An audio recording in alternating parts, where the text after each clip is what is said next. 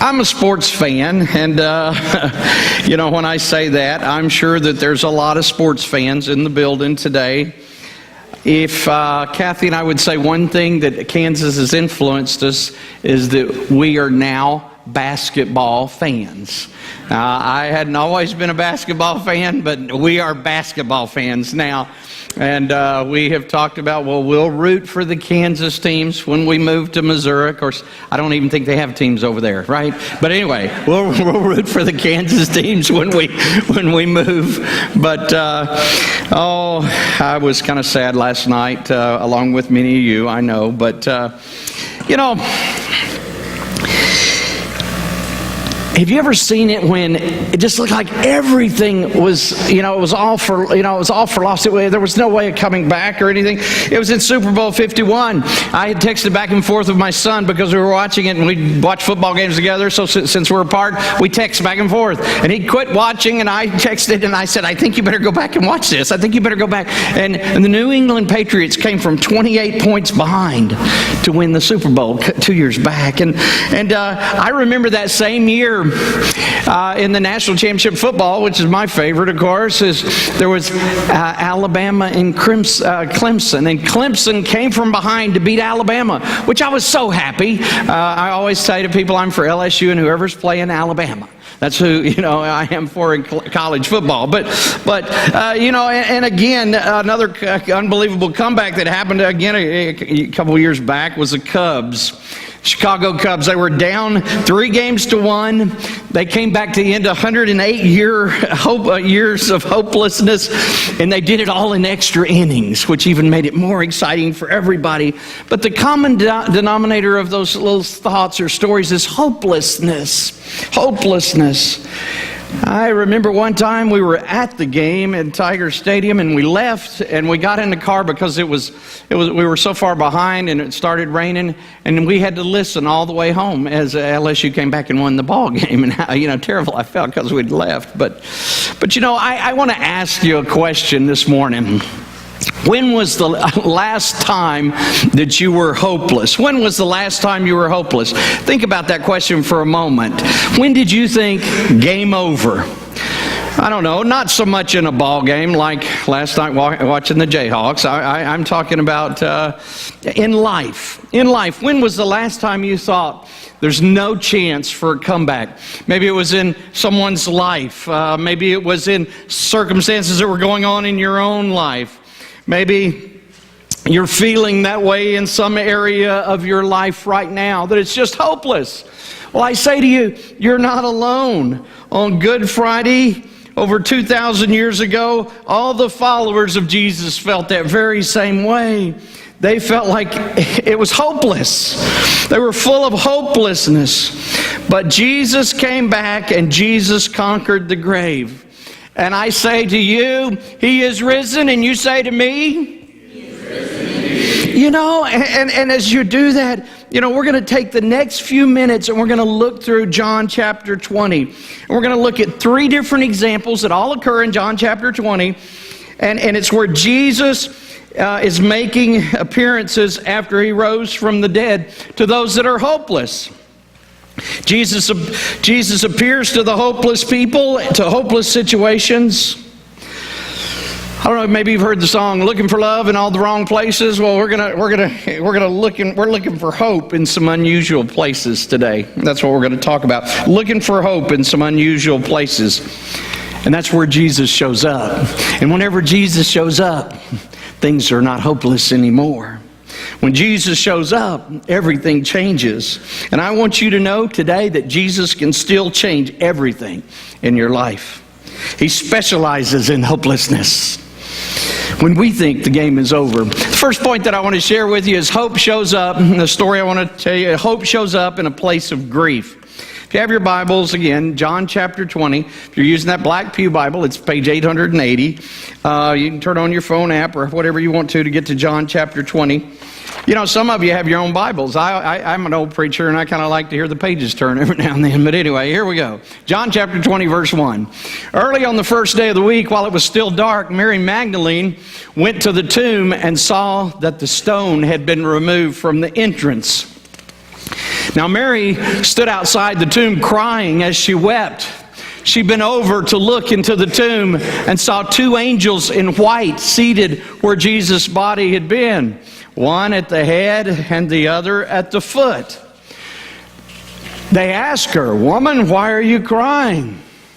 "They have taken my Lord away," she said, "and I don't know where they have put him." At this, she turned around and saw Jesus standing there, but she did not realize that it was Jesus. He asked her, "Woman, why are you crying? Who is it you are looking for?" Thinking he was just the gardener, she said, "Sir, if you have carried him away, tell me where you have put him, and I will get him." Jesus said to her, "Mary?"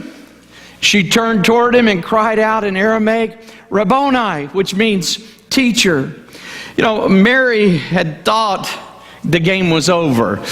I mean, her hope was gone. She was hopeless. You know, she was brokenhearted. She was upset. You know, I don't know. Why didn't she recognize Jesus? I guess she thought he was a third angel. She was so upset that she couldn't even focus and realize that she was talking to Jesus.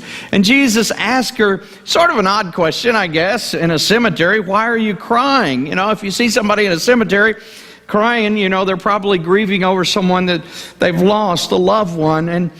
And when you lose someone that you love, when you lose someone that you care about, we just naturally grieve and we naturally cry. We feel the loss. We know there's a big void that's going to be in our life. We've lost someone that means a lot to us. And you know, it doesn't matter. Even today, Jesus will still always meet you in your place of need, in your loneliness, in your place of loss. The reason he might ask you that question, you know, he's ready, willing, and able to step in right in the middle of our lives. You know, Mary, you know, what's the matter? He cares about what's the matter with you too. Here's what Peter said in 1 Peter 5, "Cast all your anxiety on him because he cares for you." Jesus is not just a powerful God. Jesus is a personal God. You know, when you see this story and you begin to read the words, you realize how personal it is and how much he cares for you as an individual. He cares what is going on right now in your life. And he speaks Mary's name. He calls her by name. He speaks hope into the hopelessness that's going on. So if you're in a place in your life, maybe you're full of grief, know that Jesus would tell you that he cares. Know that Jesus is concerned. On this Easter, he's just as concerned as he was on the very first Easter when he talked with Mary about her life. He's concerned about yours too. He comes today wanting to know, why are you crying? What are you upset about? Oh, maybe it's a hospital waiting room that you're trying to process through the latest health setback that you have been told about. I don't know. I'll tell you, Jesus will meet you wherever you are. You remember the first funeral that you ever attended? I don't know if you do. I remember the man's name was Mr. Ledlow. That's all I ever called him. He was an older man, older like my grandparents that lived next door to me when I was growing up. And I remember when Mr. Ledlow died, it had a big effect on me. I was reading this week about a preacher writing about the first time that he remembered a funeral and going to it and what an impact it had had on him. A friend of his named David had been in a horrible accident that was killed by a train with another kid where they were playing. The other kid's name was Sean. And because the kids were killed at the same place and time and everything, the parents had decided to have the funerals at the same time at the school gymnasium where everyone could come. And he said, I went in that day, and he said, of course, I knew David. I didn't know Sean at all, but he said, I knew David. And he said, all the people from the church were seemingly on one side because David was over there and all of our friends from church. And he said, and then there was Sean and just tons of his friends. And he said, now, the difference was David's family went to church, and Sean's family, they didn't go to church. They didn't seem to have a belief in God. And he said, as the preachers tried to comfort, he said, some comfort was given. It was hard. The words and things were hard. But he said, it just seemed like from the other side of where there was no hope, parents that didn't believe in God, parents that didn't follow the Lord with their life, there was nothing that could be said. There was just constant, feeling of hopelessness and weeping and wailing, and the family couldn't be comforted. And he wrote, the difference in the whole thing was Easter. The difference in the whole thing was the hope that Easter gives to you and to me. Paul wrote in 1 Thessalonians 4:13, brothers and sisters, we don't want you to be uninformed about those who sleep in death, so that you do not grieve like the rest of mankind who have no hope. As Christ's followers, we've got something to look forward to. As Christ's followers, we know that life is temporary. As Christ's followers, we know we have forever in heaven ahead of us. Well, the first place that Jesus shows up, he shows up in Mary's grief, and he shows up in this place of grief. But the second place that he shows up and where hope shows up is in a place of fear. It was the first Easter Sunday. And Jesus shows up in this place of fear. And where's the place of fear? Well, the disciples are scared to death. They have crucified Jesus on Friday. He is dead. He is in the grave. Well, they know at this point. There have been people there that have told them, but they're hiding in a room all by themselves. And I don't think lots of times we go over this. The disciples are just hiding in a room. Yeah, they've been back and forth to the tomb, to the empty tomb, and they're still just confused, and they're still very perplexed as to what's going on, what's going to happen next. This past week, this last week in the life of Christ, there had been thousands of people from the Palm Sunday thing going on to all the different things that happened that week. Thousands of people had watched as they were the closest guys to Jesus. And if they have killed Jesus, they're just waiting. They're in this room with the doors locked. They're waiting, and they're expecting the next knock on the door to be for them, and someone that's got a cross for them. Back to John 20, verse 19, it says, on the evening of the first day of the week, when the disciples were together with the doors locked for fear of the Jewish leaders, Jesus came and stood among them and said, peace be with you. Peace be with you. After that, he said this. He showed them his hands. He showed them his hands and his side. And the disciples were overjoyed when they saw the Lord. Now, they're behind locked doors.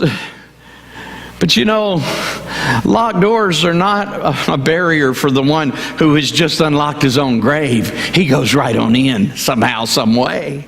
He stands right there before them, resurrected from the dead. They're reunited. Here's, their closest friend that they've ever had, Jesus, and he's right there with them, and they know that he died 2 days before. And think about all the transformation that's taking place in their minds and their thoughts. They were all huddled together. They were filled with fear. They're scared to leave this room. They've got the doors locked. And then all of a sudden, Jesus is right there with them. They realize that he's risen from the dead. And their fear is replaced with faith. They would go on to be the boldest advocates and witnesses and speakers for Jesus. And a number of them in the room that are locked in behind the doors would be martyred for their faith, convinced that there was hope beyond this life. You know, we all have fears. Every one of us have fears. As kids, maybe some of those fears are a little irrational. Maybe you're sitting in the dark with the fear of the dark and you're wondering who's under the bed. I wonder who's under there. Or maybe you're thinking, I wonder who's over there in the closet. The closet door is shut. I wonder who's in the closet. I don't know. As you grow, fear's just kind of part of life. In kindergarten, you're young and you're afraid of that first day of school. And what's it going to be like? Mom's probably more afraid, you know. Or I don't know, maybe it's the first day of college, and that's coming for some of you guys. What's it going to be like, the first day of college? Maybe it's when you get to one of the first classes that they give you that first year is speech class. You know, that's one of the things that I bet every one of you want to come up here and give the rest of my talk for me. You know, I'm just saying, that's something else we all have a fear of, is speaking. I mean, I still remember the speech class and everything. They usually make them small. I'm glad, you know. But or maybe there's the fear of this new job. There's a fear of change. Whew, you know, I'm going to retire. We're moving to Ozark, Missouri. I don't know what's going to happen next. I'm not really sure. I know this. I'm going to be next to my grandkids, and it's going to be fun, whatever is next. But, you know, fears and phobias are just something that we have. Medically, they say there's over 700 identified, medically identified phobias. But one of the greatest fears of all is the fear of death, fear of dying. Why? I think it's because God put within us this desire and instinct to survive. The disciples were hiding in this room and they were in fear for their lives. If you think, you know, if you think about it, we're most fearful when we know that we're not in control of what's going to happen next. When we're not in control. Here comes some health scare that I can't fix. Or here comes some situation that I can't fix. This isn't a simple solution. There's no easy button. I've seen where you can buy them at some office supply place, but there's no easy button for what is going on in your life right now. And you have anxiety because we can't do anything about it. A spouse says, I don't love you anymore. A doctor says, we can't tell, but we're going to have to go run a bunch of tests on you. We think it could be something. We feel desperate because our life is out of control. When fears come, it's time to remember Easter. When fears come, it's time to remember Easter. When fear comes, it's time to put our hope in the right place. John chapter 20, verse 19 says, Jesus came and stood among them and said, peace be with you. Peace be with you. The first words out of his mouth. How cool is that? Because they had no peace. Their peace was gone. They were helpless and everything. And the one thing that they're looking for, he offers to them. He meets them in the right place and he knows their needs. But you know what? Jesus still does that today. He still knows your needs. In fact, he knows our needs before we even realize that they're there so many times. It's so typical of Jesus. Hope shows up in a place of grief in John 20. Hope shows up in a place of fear. Then I want to share that hope shows up in a place of doubt. Again, in John 20, if you've got your Bible open, 24, 25, down in that area, it says, remember Thomas. He wasn't with them the first time when Jesus came into to that locked room. But when he gets back, all his buddies are trying to tell him, hey, they have touched Jesus in his hands, or they have seen the place in his side. But Thomas had missed out on it all. And they're all saying this stuff, and Thomas is like, I'm not buying it. You know, he hears, he listens, he's just not buying it. Well, who would? Who would buy it? People don't come back from the dead. It's just wishful thinking. I don't know what these guys, they're all wanting something so bad that they're just thinking it up. So the other disciples told him, "We have seen the Lord." But he said to them, "Unless I see the nail marks in his hands and put my fingers where the nails were and put my hand into his side, I will not believe." And you know what? I really like this about Thomas. He's honest. He's honest about his doubts. Sometimes I think that we think at church that the church isn't a place where you can express your doubts. Well, it should be a place where we can express our doubts, a place where we can express our fears, a place where we can say our faith is shaken. Most every Christian will go through some season of doubt in their Christian walk. It will come. One of my professors at college that I admired so much, that taught me 1st, 2nd Timothy, and Titus, he talked to us one day about a year of his life that he was teaching the Bible every day, but he still was just wondering if it was, and he'd gone through doubt. Catch this about Thomas. It isn't that he didn't want to believe. He wanted to believe. He just needed some evidence for himself. I was reading another story about a preacher that it was the week after Easter, okay? Week after Easter, get the scene setting. He gets a phone call. He's with his kids, and he's doing some errands, but he has to stop, and he says to the kids, a man passed away, and I've got to go stop by the funeral home. And he pulls in the funeral home, says, I'll only be in there about 5 minutes, and I'll be right back in the car. They've got video or something going on. And he goes inside, and he's not in there but just a second or two, and he walks back out. He had gone to the wrong funeral home, and he walks out to the car, and he says to his 5-year-old, he says, and to the older one, he says, "You're not going to believe it." And the little 5-year-old said, "He's alive! He's alive!" Well, Thomas is like, "No, I don't believe that." I'm just saying Thomas wasn't that gullible that quick or whatever. Henry Drummond said, "Christ always distinguished between doubt and unbelief. Doubt is can't believe. Unbelief is won't believe."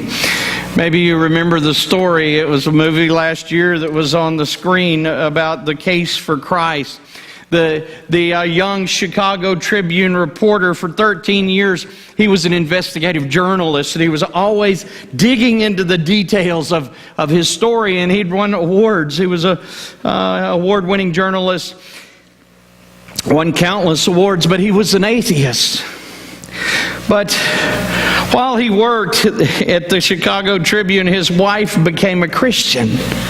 She started going to church, and she became a Christian and was baptized. And he began to mock, and he began to ridicule. He was so upset. Their lives had been based somewhat upon their belief system.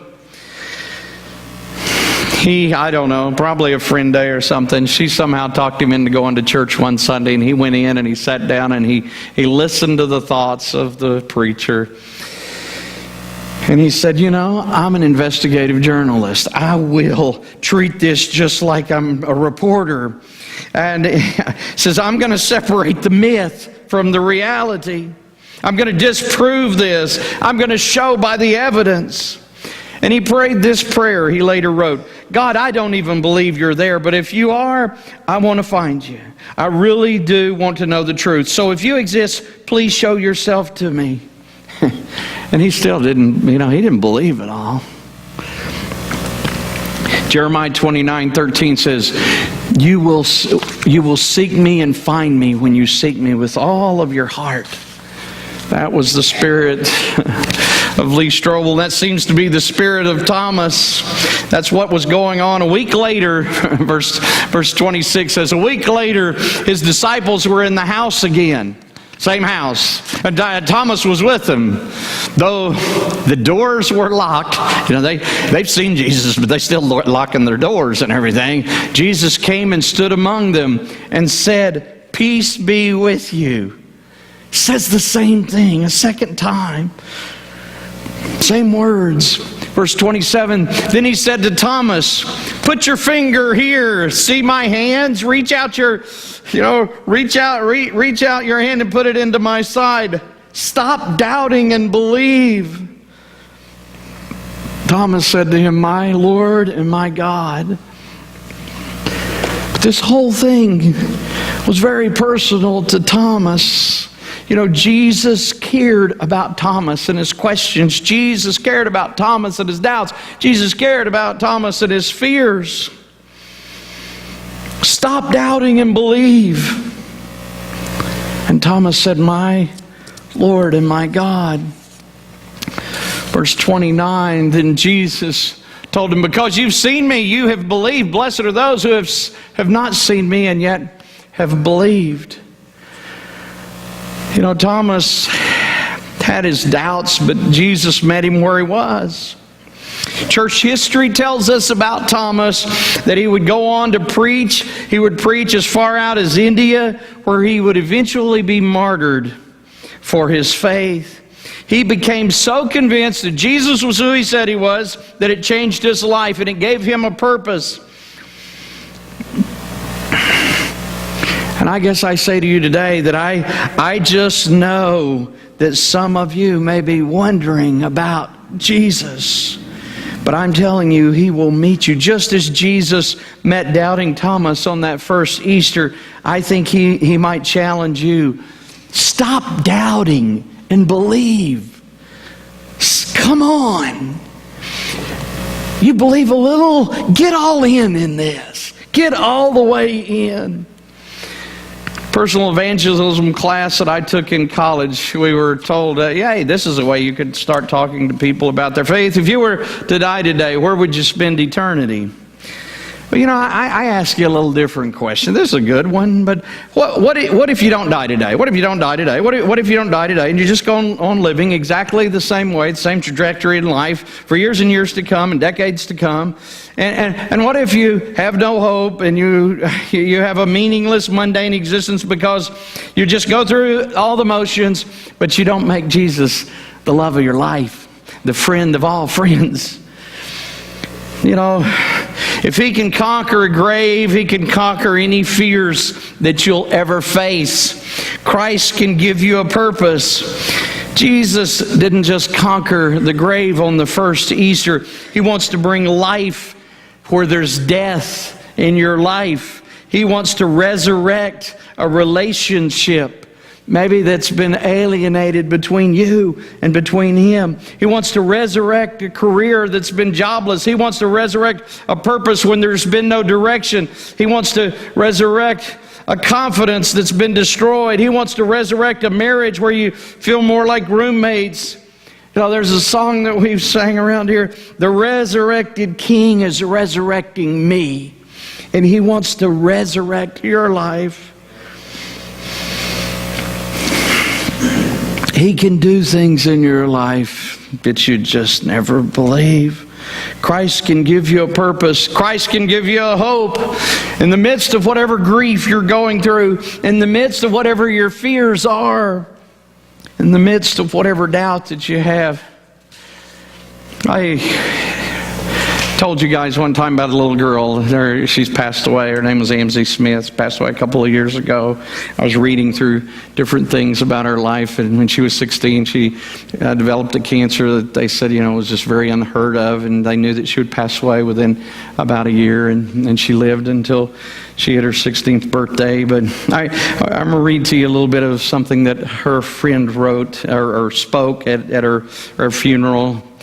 She said about Amzie, she taught me the value in authenticity as she leveraged her scars and her pain to see the name of Christ proclaimed. She taught me that those things we worry about, like money in the future, they fall flat in the face of eternity. She taught me that sometimes the most courageous thing you can do is be a voice for the vulnerable. She taught me that kindness costs us nothing, but Christ will cost us everything. He's serious. You want in with Him, it costs you everything. There was one night this past summer, she writes, when we were driving to my home, and Amzie told me she was feeling a bit scared and asked if I was too, and I told her I wasn't scared, but I lied a little bit. The truth was, in particular, I felt my heart crumbling inside under the pressure to be brave and to always smile as her friend. And as we pulled into my house and walked through the hallway, we passed 3 pictures that have been fixtures in my home down this hall as long as I can remember. They're just simple photos inside of frames that say faith, hope, and love. As she made her way down the hallway, her shoulder brushed up against one of the frames and knocked it from the wall, and it shattered into pieces on the floor, and she apologized profusely, and we bent over to pick up the glass, and she turned it over and she said, "I broke hope. I broke hope." But I pulled the picture from the glass and I said, "No, you didn't. It was just its frame." And in the funeral, as she's telling the story, she says, "And I have no doubt that the Lord used that moment to speak something over my life and to calm my anxious heart, teach it something I would never forget. Frames are fragile, and our frames are fragile, mine and yours. But when hope is inside of us, everything else can break, but not our hope." Romans 5:5 says, "And this hope will not lead to disappointment." You know, the hope that this little girl had was in the one who had conquered the grave. And I'm telling you, on that Friday, Satan thought he'd won the victory at Calvary. He was salivating with joy as he watched Jesus' body taking its last breath. Satan thought he'd destroyed Christ, and with Christ he had destroyed everyone's hope. But he merely broke the frame. Our hope is alive, and our hope is well. He is risen. He is risen indeed. Would y'all stand with me? It doesn't matter if you're 17. It doesn't matter if you're 70. The only thing that will matter someday is your relationship to Jesus Christ. That's what really matters. Let's pray together.